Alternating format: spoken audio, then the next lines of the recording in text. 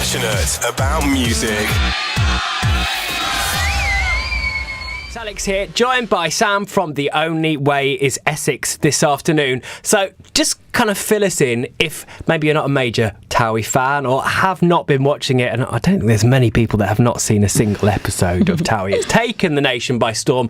Just tell us what life was like before Towie kind of crashed into your life. My life it hasn't changed massively in the terms I've got all my same best friends. I still spend a lot of time with my family. The only thing is I used to work at Lloyds TSB as a bank cashier, so I've gone from doing that to this like amazing TV show that's done brilliantly. So that for me, I was in this 9 to 5 normal job to this. It's just been like the last couple of years has been a whirlwind. It's been amazing. I don't regret like any minute of it. It's been so good. Now, you mentioned boyfriend Joey Essex. Yes. Just a moment ago. What is, in your eyes, the ultimate kind of hot Essex man? And obviously you can't just say Joey. What kind of looks-wise and dress sense-wise makes the best Essex man? I think for an Essex guy, they've always got a tan. So they've always got a nice tan. They've always got a good head of hair. Like they always style their hair so it looks nice, which is good. And then there's always skinny jeans. Like, you know, pretty much every guy in Essex will wear skinny jeans. And then they always smell good, you know, they've always got good teeth. I don't know, it's just like, it's very crisp, pristine look, that kind of, not everyone, but like the sort of, you know, the people that watch our show and that are like us in our show are all the same. So what is a kind of guy's beauty regime like in Essex? Because I sort of think 20 years back, you didn't really see men spending lots of time preening themselves. So that's changed a lot, hasn't it? Yeah, it has.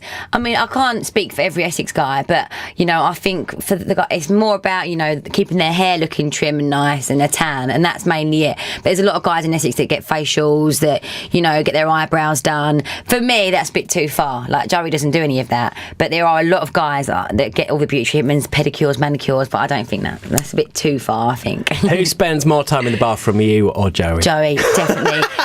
I go into the bathroom and he's just standing in the shower, just standing there. I'm like, what are you doing? You just like standing in the shower. In the morning, though, you need a nice long shower to wake up, that's I think. true. So he's not preening too much, basically. No. I want to talk about Towie, and obviously Harry Durbidge has left the show now. Yes. We sort of talked to him really briefly around the time that his jewellery range came out. Yes. And there was this sort of romance story on the series between Bobby and Charlie. Oh, right, yes.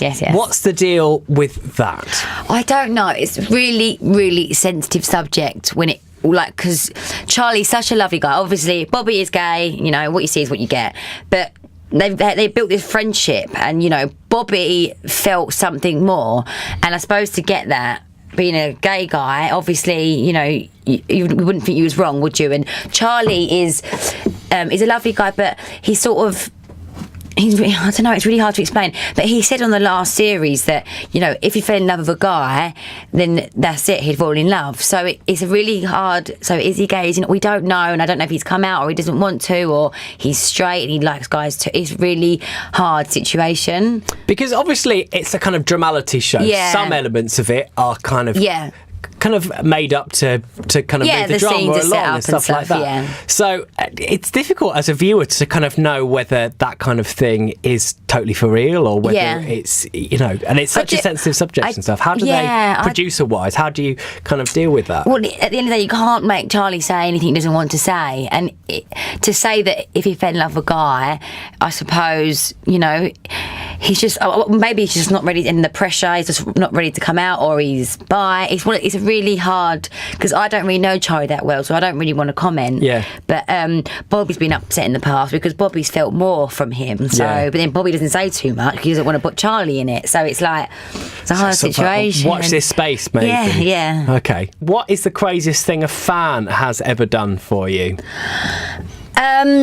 Done for me, nothing that crazy. I've had loads of, like, you know, fans make me these lovely, like, fan books, and they put, like, so much time and effort into it, with all photos and quotes and this and that. They're amazing. But the weirdest thing that someone's ever done is on a signing once, a man wanted me to sign is it a catheter? What is, like... It was something, and I just looked at it. I looked at him. I looked at, like, the security, and he was like, "Move along, please." I was like, "Oh my god, that's like the weirdest thing I've come across." But usually, genuinely, really good. Like, really nice good things, people. normally. Yeah, nice things. Yeah. That's good. Now, in the book, in fact, I've got a little excerpt to read. Sorry for the bad news, boys, but I am actually already married. The lucky lad is Wayne Marshall. I wore a white puffball dress with beads and a bow as we exchanged vows, and Billy was my maid of honour. The only problem was I was only 7 years old and poor Wayne probably didn't know what he was letting himself in for. So, is there marriage on the cards maybe for you and Joey? Yeah, me and Joey always talk about marriage. I've always been one of those girls that, as you can see, I got married at 7. I've always been one of those girls that always dream of the fairy tale wedding, and I've never actually, I've had a couple of boyfriends in the past from growing up, but I've never actually felt like this about someone. So with me and Joey, and I've never spoke about marriage before, just with Joey, and we always plan this big, in our head, this big wedding. But we're good at the moment. There's no rush. I'm 21, he's 22, so probably in a couple of years. Now, obviously, that's quite young, really, to be kind of thrust into the headlights of the media and on TV and stuff. How did you deal with that?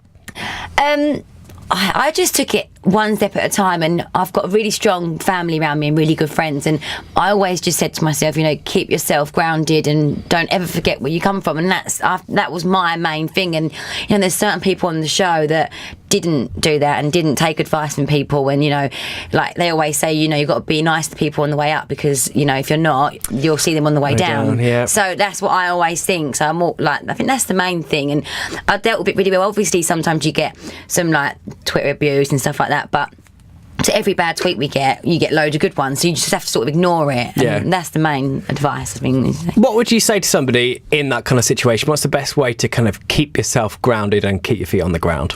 I would just say, live your life normally. So aside from red carpets and all the good stuff we do, I do sit indoors with Joey. I do the housework, I do the washing, the ironing. I go to my mum's for dinner.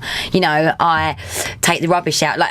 You have to keep that normality, otherwise you just get so big-headed and above yourself. You'll just get lost. Do you know what I mean? That's very sound advice indeed. Chatting to Sam from the now. There's extra kind of updated chapters and stuff in this out now in paperback. It went to number 1 in the book chart originally. Yeah, in it was hardback number form. 1, and it was actually in the top 10 chart over 17 weeks. So it's just, I can't believe how amazing it's done. I'm so overwhelmed. What was it like to have a kind of number 1 book? I was just mad, because in school, not that I particularly wrote the book myself, obviously I like my ghostwriter, but in school it was always sort of middle classes, wasn't never really an A-star student, and I was laughing. I actually sat there when I found out. I was like, I cannot believe I've got a number 1 selling book. It was just unbelievable. I knocked Simon Cowell off the charts as well, so it was just amazing. So how do you go about writing something like this? Well, me and my ghostwriter Emma, we sort of had no idea what we wanted the book to be like. So more like a diary, fun, growing up, what my likes, interested, how so we knew exactly each chapter what we wanted to have from it, and it was literally like we're doing now. It was a chat,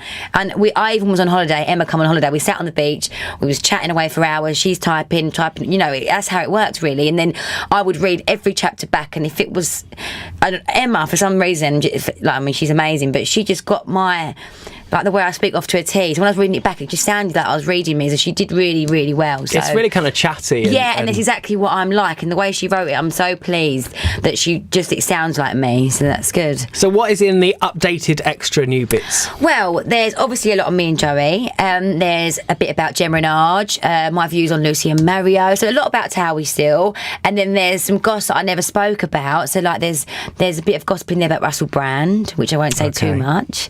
And just what I plan for the future, and but I want to thank everyone as well that's bought it and commented, so it really means a lot. And it's out now, isn't it? Yeah, it's out now. Yeah. Fab. Right. Well, thanks very much for popping in this afternoon. Thank you for having me. And best of luck with the book, and hopefully see you back on our screens very soon indeed. Yes. See you later. And say hello to Joey from us all. Yes, we will do. I will do. Passionate about music.